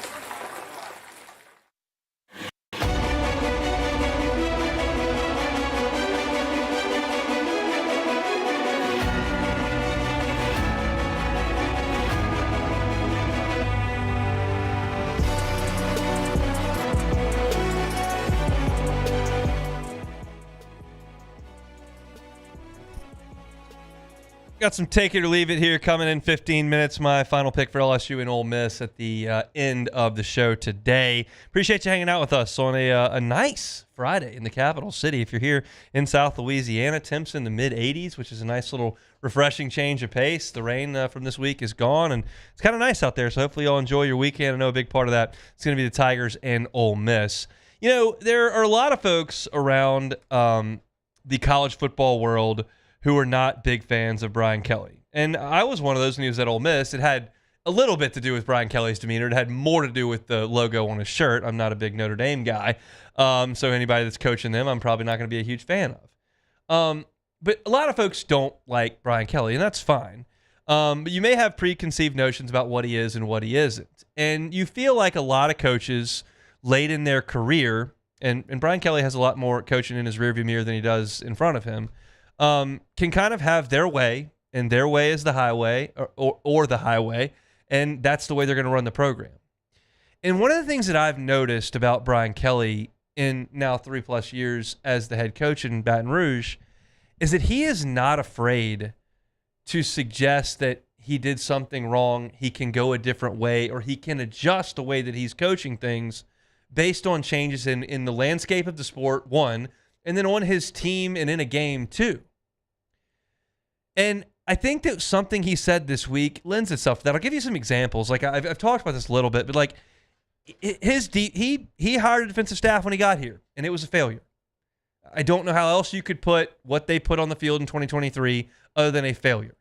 And there was a big buyout, and there was ego involved in him handpicking those guys to be the coaches, and he said nope.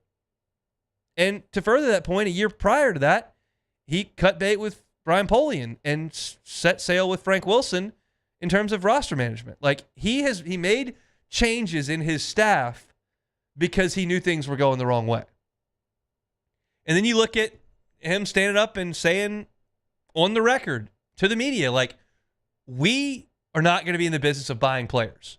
We want players to come here, develop in our system, win championships, graduate, and go into the professional ranks. That's how we're going to do it. And then he came back immediately the next year and said, we got to buy players. He changed like that on a dime.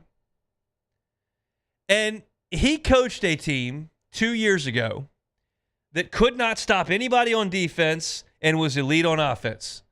So he put his offense on the field first, and they went for it on fourth downs, and they just got as aggressive as they could be because they knew they had to go score points because their offense was awesome and had the eventual Heisman Trophy winner, and the defense stunk. And through a month of this season, he's got the inverse. He's got an offense that's clunky. They don't run the ball very well. The quarterback was hurt, and the defense was elite. So he pulled the reins back, going for fourth downs after the Clemson game. And he's welcome punting and field position. And they've run the ball a little bit, and they've just kind of played to the strength of the defense. And that won games at Clemson and against Florida. Absolutely won games. Because he sensed that was the best way to win it. The opposite of what he did 2 years ago, but the best way to win it. And you worry that you could get complacent with that. Because as we sit back and analyze this thing, I'm going, you know, that's really good to win at Clemson. It's really good to beat Florida. I know they're 1-3, but it's good to get those wins. You're in a better position today than you've been at any point in the Brian Kelly era because you're 4-0. But to think that you're going to be able to do that and just punt and hold everybody to 10 points and get 5 interceptions, like that's not a sustainable way to win. I talked about that on Monday after the Florida game. Great win. Good job getting the win. Defense was awesome. It's not sustainable to win by getting 5 interceptions. And Brian Kelly talked about that yesterday in the way that he's going to coach moving forward.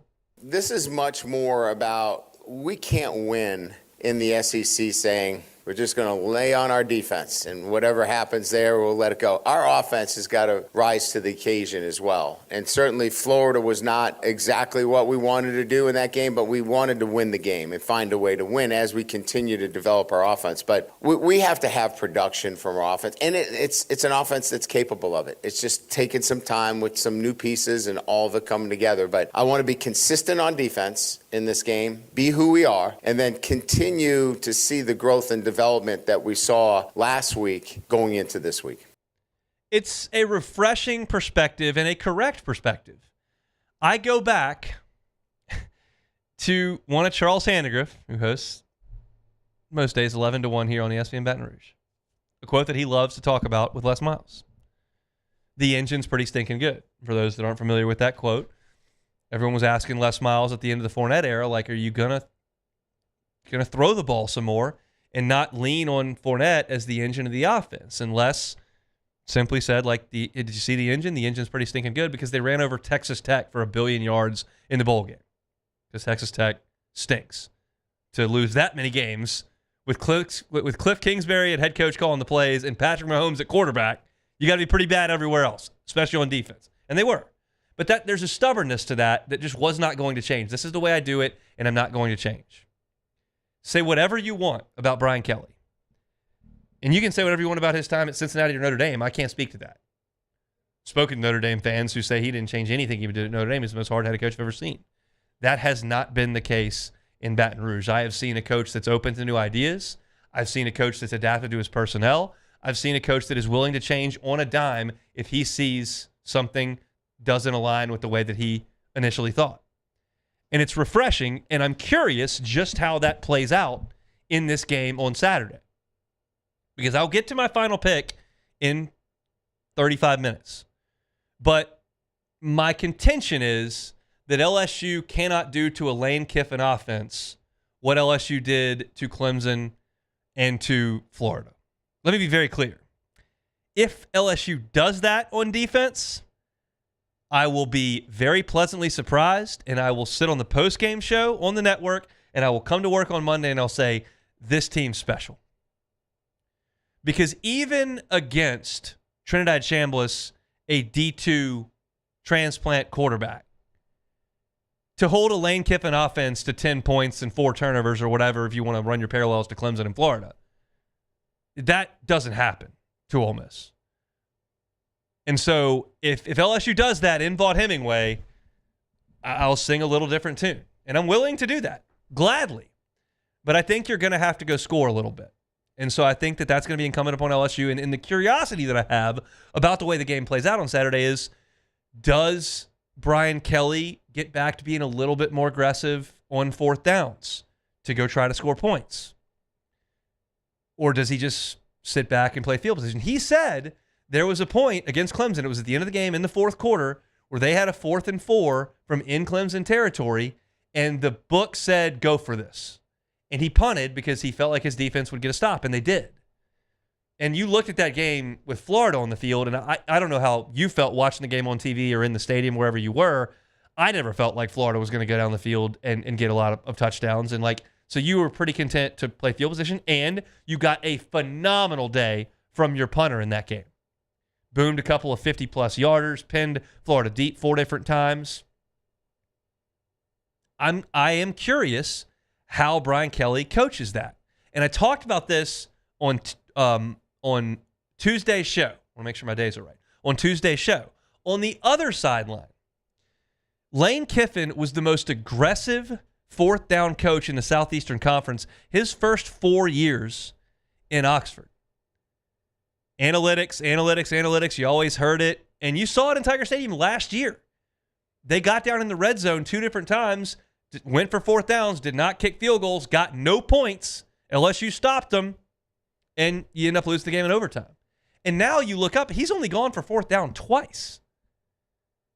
And I don't know exactly why that's the case. We talked to Michael Katz yesterday, who covers Ole Miss, and he said, well, you saw in the Georgia game last year, they got into some scoring positions. They had some short fourth downs. They kicked field goals. They won the game 28-10. And that may have been a day that he kind of decided, I don't have to coach this way. Sometimes you can lean on the defense and kick the ball. Field goals are okay. But that defense that Ole Miss had was elite. Elite personnel, every level. And this one doesn't look that way on paper. It doesn't look that way as far as the production. Arkansas went up and down the field. So I am very fascinated with how these coaches handle themselves on Saturday. How aggressive are you on fourth downs? How willing are you to punt?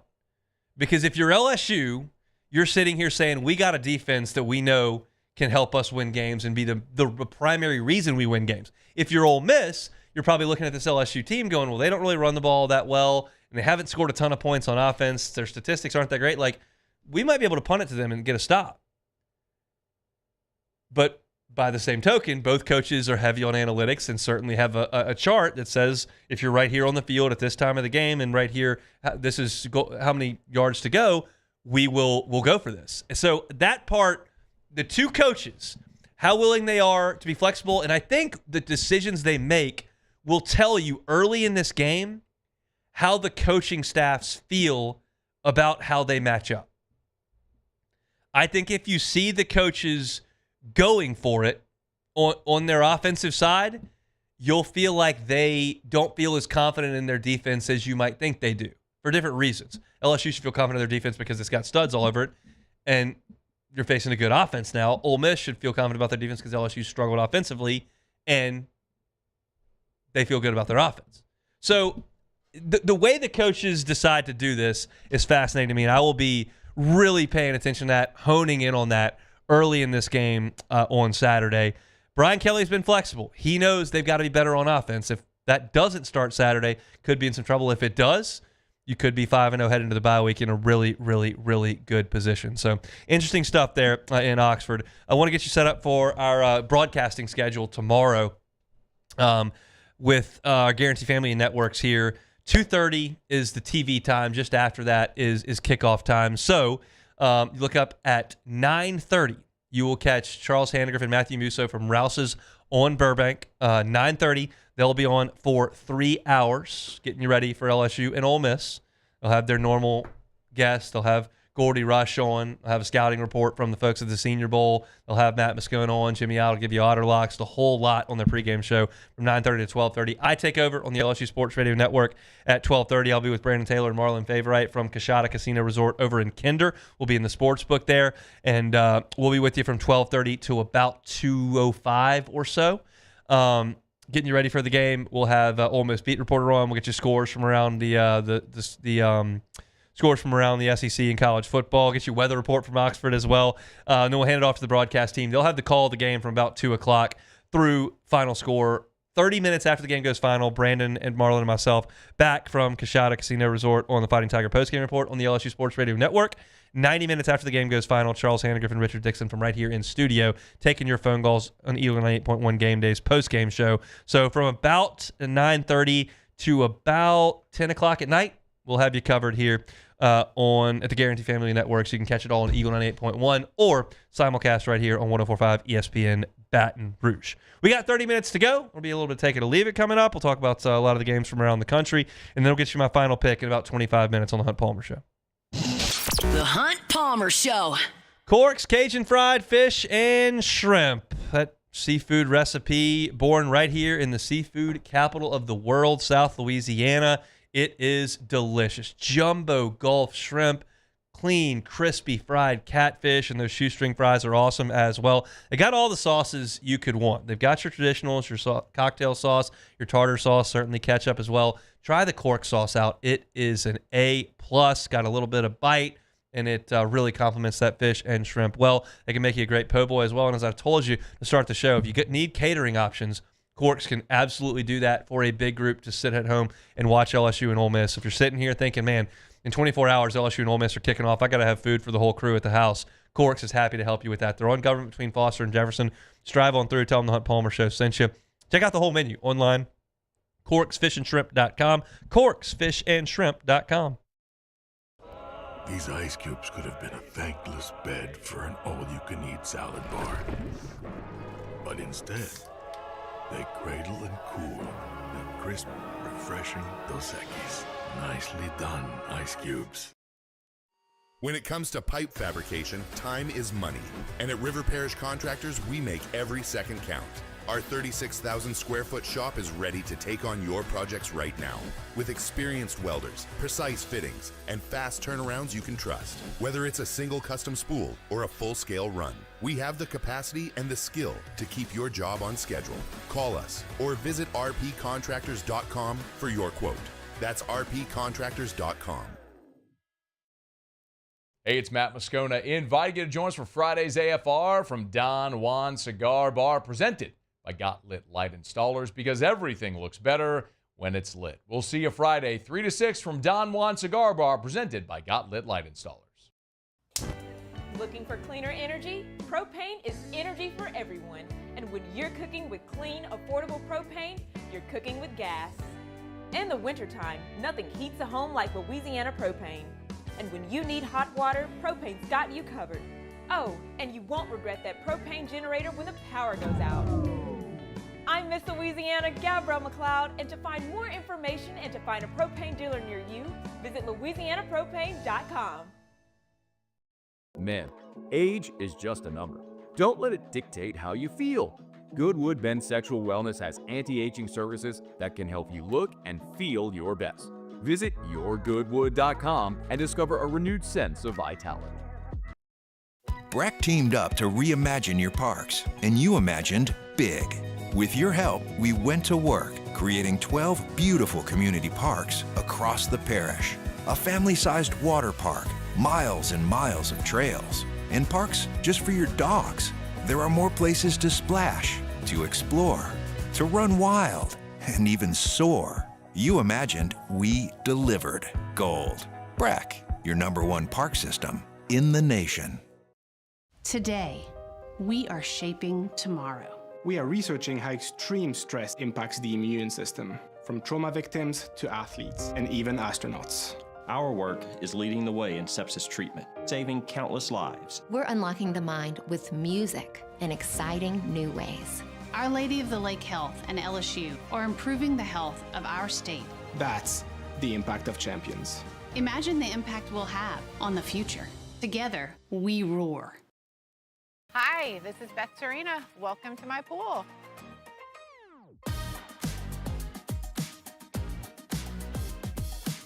The first time I saw this beautiful pool, it exceeded every expectation that I had. They were able to get everything we wanted in this pool. It is a beautiful pool. We live out here, we eat out here, we watch TV out here. This is like our living room outside. We love this pool and everything about it. When we decided to build our pool, we called a great friend who is one of the best pool builders in the country in North Louisiana, and we said, who would you choose to build a pool in Baton Rouge? And without a hesitation, he told us Russell Pools. He said their history, tradition of great builds, great pools was unmatched. So of course, who did we call? Russell Pools. The advice I would give to anyone looking to build a pool is first call Russell Pools. They'll do an incredible job. It'll be incredibly organized. It'll be time efficient. And you will have your pool in no time.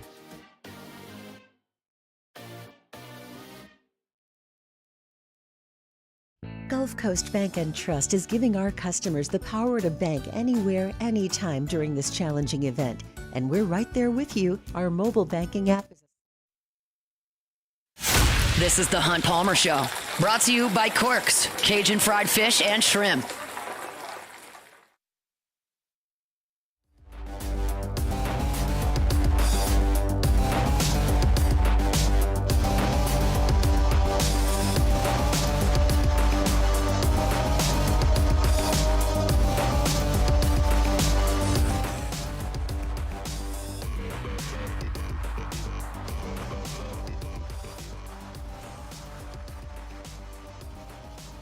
Football Fridays here on 104.5 ESPN Baton Rouge, live and local for better than 12 hours here on your Football Fridays. Of course, we start up off the bench live from Rouse's on Friday morning, 7 to 10. Jacob Hester and Matt Flynn. They hand things off to the crew over at Ruffino's for live at lunch. Charles Handigraf, Jimmy Ott, all their guests, including Richard Dixon, with you from 10 to 1 every Friday. I'm here in studio from 1 to 3. Matt today out at Don Juan's Cigar Bar, where he'll be from 3 to 6 on After Further Review. He'll hand things off to Kay Wassan, who'll be right here in this chair for Louisiana Prep Preview at 6 o'clock.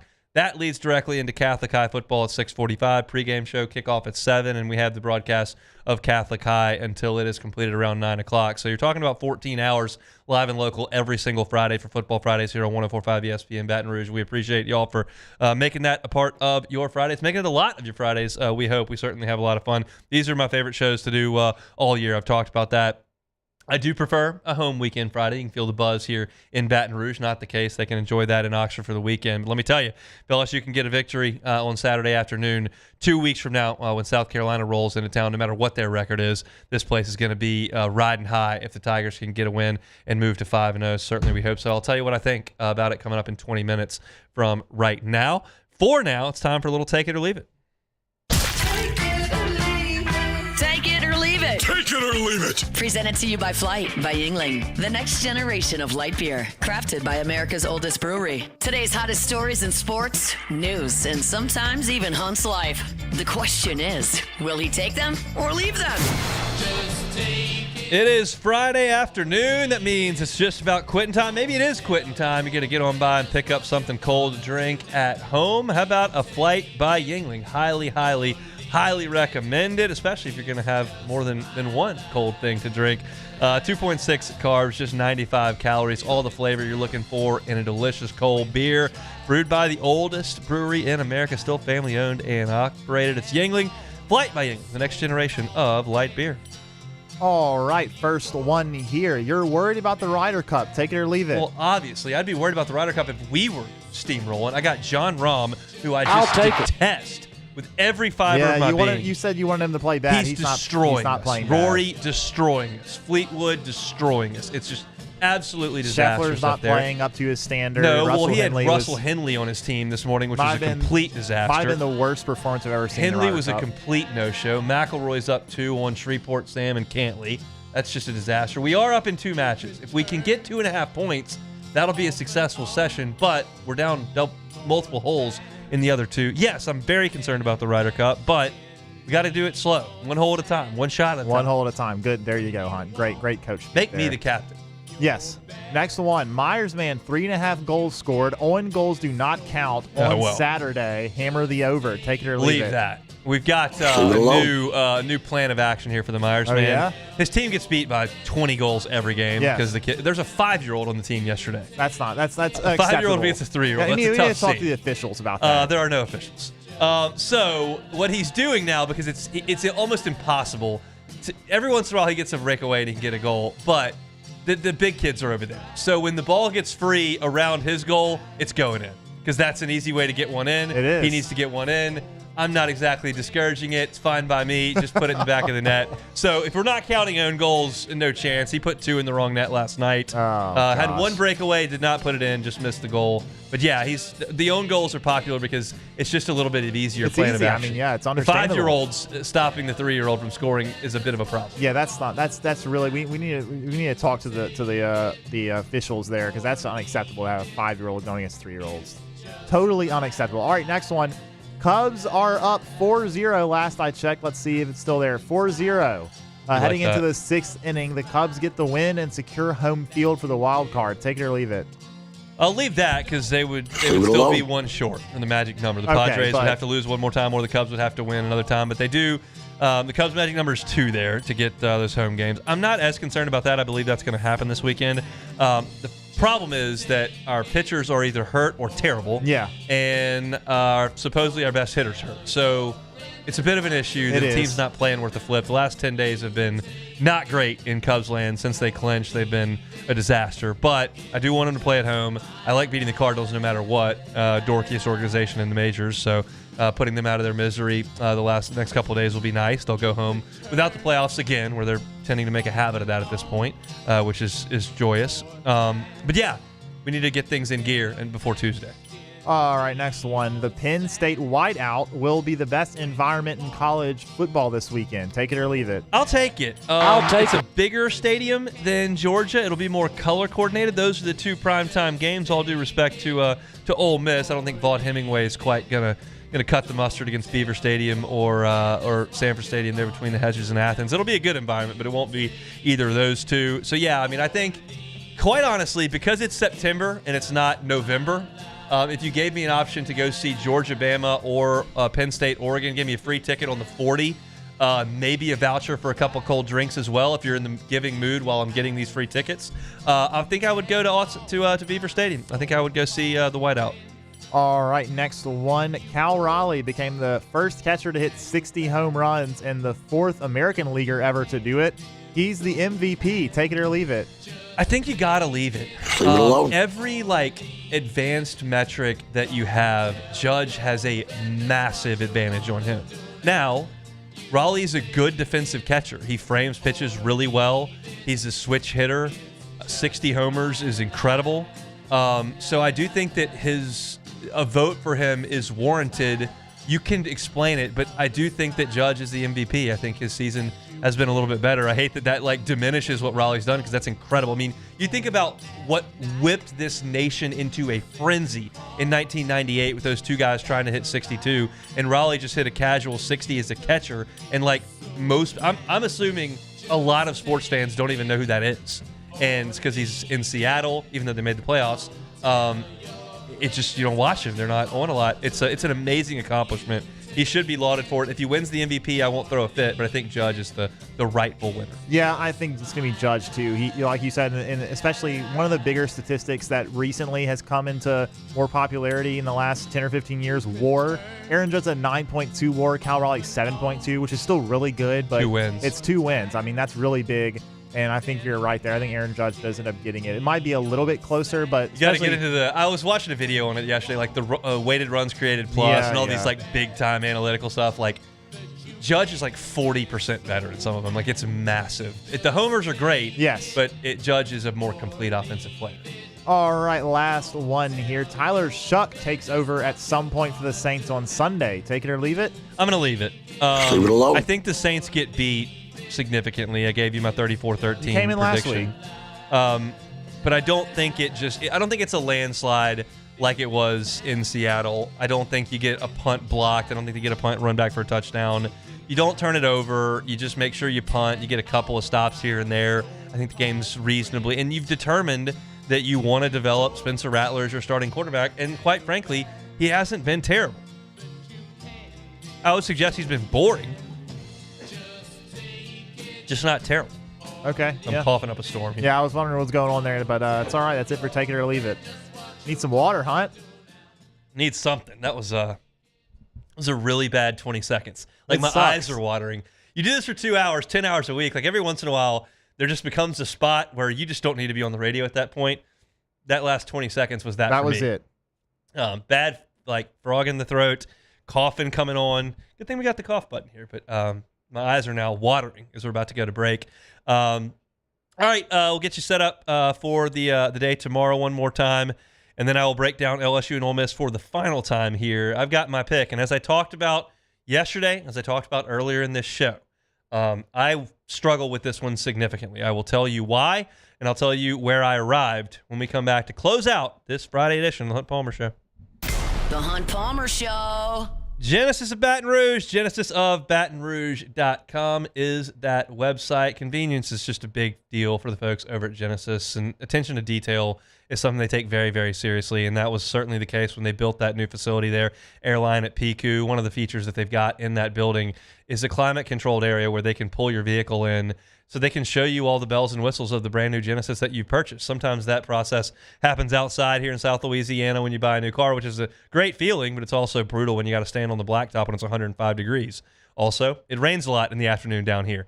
Don't want to be in the rain dealing with all that as well. Not at Genesis. You pull into that climate control area. Their staff is unbelievable. And then I mentioned convenience. They will come to you for a test drive. They will come to you for your maintenance. They will bring the car in, leave you a loaner, bring it right back to you when it's done. They just don't leave any stone unturned at Genesis. The line of vehicles speaks for itself, but the customer service, attention to detail, and just the overall operation over there at Genesis Baton Rouge is second to none. I highly, highly, highly recommend you go check them out. Tell them the Hunt Palmer Show sent you over there, and enjoy your time and enjoy your new ride from Genesis to Baton Rouge. You can find the entire inventory online at genesisofbatonrouge.com. Flight by Yingling is raising the bar by crafting the next generation of light beer. With only 2.6 carbs and 95 calories, this is premium refreshment 6 generations in the making. Flight by Yingling. Raise the bar. Parish Construction and Roofing. This is Coach Kim Mulkey. Go to parishbuilt.com for all of your roofing needs. From your hometown, parishbuilt.com. My father, J.B. Falgu, had a vision of growth for First American Bank and the communities we serve. The bank's foundation was built on his legacy of compassion, loyalty, and dedication. Through his years of leadership, First American has prospered to heights even J.B. could not have imagined. I know my father would be extremely proud of the customer service and financial stability that First American provides to Southeast Louisiana. We continue to thrive because of the legacy of J.B. Falgu. 104.5 ESPN Baton Rouge and First American Bank and Trust bring you the Heart of the Game Award, recognizing student athletes who deliver when it counts. Nominate your game day standout at 1045ESPN.com by the 21st. We'll choose 5 male and 5 female finalists, and then it's up to the fans to vote for the winners. Each winner gets a $250 gift card, a custom award, and the spotlight they've earned. Presented by First American Bank and Trust, a banking tradition since 1910. These are the luckiest ice cubes in the world. They could have been a thankless bed for an all-you-can-eat salad bar. But instead, they've been called upon to cradle and cool a crisp, refreshing Dos Equis. Looks like the lucky just got luckier. Dos Equis. Men, age is just a number. Don't let it dictate how you feel. Goodwood Men's Sexual Wellness has anti-aging services that can help you look and feel your best.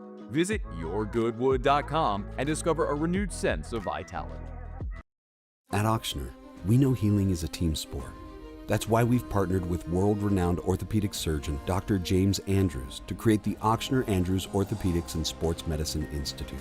Whether you're a professional athlete or a weekend warrior, our team of specialists are dedicated to getting you back in the game. So whatever your reasons are for reaching your personal best, we've only got one: you. Ochsner Andrews Institute. Long live you. Family owned and community driven. Service Chevrolet Cadillac, a legacy you can trust since 1972. This is the Hunt Palmer Show, brought to you by Quirks, Cajun fried fish and shrimp.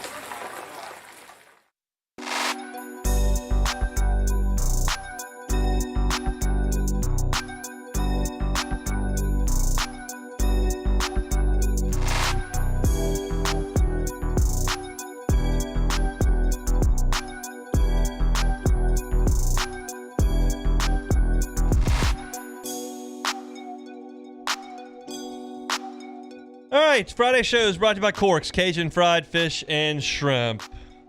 Check out the menu, corksfishandshrimp.com. You'll see all the great catering options they have. You see all the great menu items that they have. That includes their baked potato that's famous. Started over there at Kuyon's across the river. Paul and Michael, who started Kuyon's over there, have started Corks here. And they'll get you one of those loaded baked potatoes topped with crawfish etouffee and those jumbo golden fried shrimp. It is real good.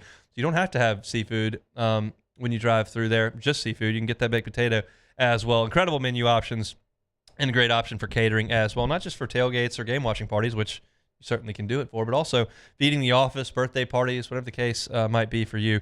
Check out that menu at corksfishandshrimp.com. They bring air Friday shows each and every week. Again, pregame show fires up. Charles Hanninger from Matt Musso tomorrow at 9:30. I'm now on at 12:30 on the LSU Sports Radio Network. 30 minutes after it goes final, you can catch me on the network with Brandon and Marlon for an hour, and then 90 minutes after it goes final, Charles and Richard right here in studio on Eagle 98.1's post game. So let's talk about this one more time. It is LSU and Ole Miss, a pair of unbeatens. The first time since 1959, when Billy Cannon ran back that punt return on Halloween night, that LSU and Ole Miss have met as unbeatens. Now, that game was played on Halloween night or that weekend for decades, so the fact is that not a lot of college football teams are undefeated at the end of October, so stands to reason that's possible, but you would think at one point those teams would have had a monster season. It just hasn't happened. And this is early, so these teams have a long way to go yet, but this is a big one between these two teams, and it's,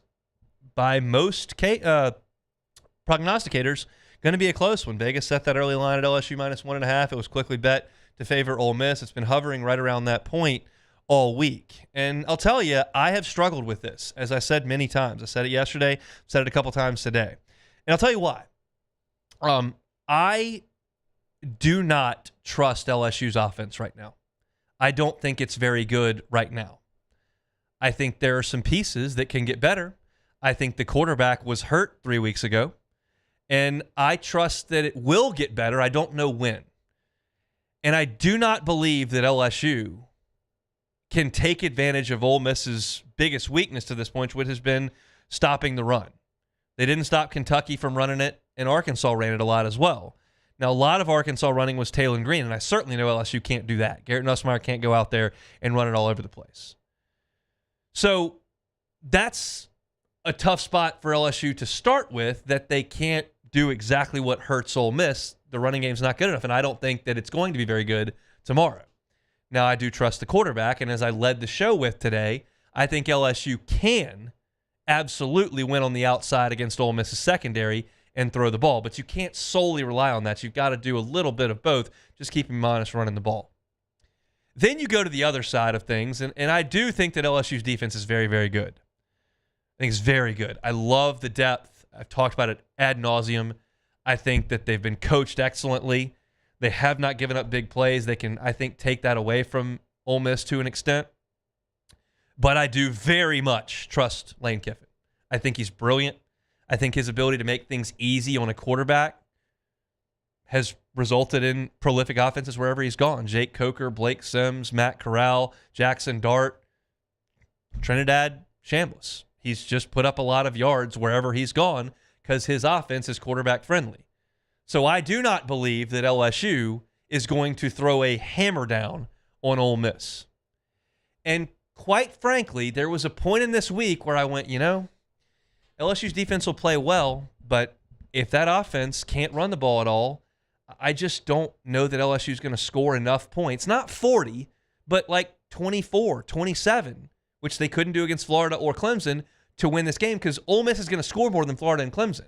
And I struggle with that. And then I heard that other guy on my other shoulder go, you realize this quarterback just came from Ferris State, right? That he's never played against a good football defense his entire life. Not one snap has he ever played against a good football defense. You realize that, right? And so I'm having this back and forth, and that's what I wrestled with all week long. And I finally came to my decision. I think this is really, really close. I really do. I think it's going to be a tight game after one quarter, after two quarters, after three quarters. In the middle of the fourth quarter, I expect it to be tight. And I think LSU's offense struggles in this game. I think they punt a good bit. I don't think the running game gets going, but I do think Nussmeier completes some passes.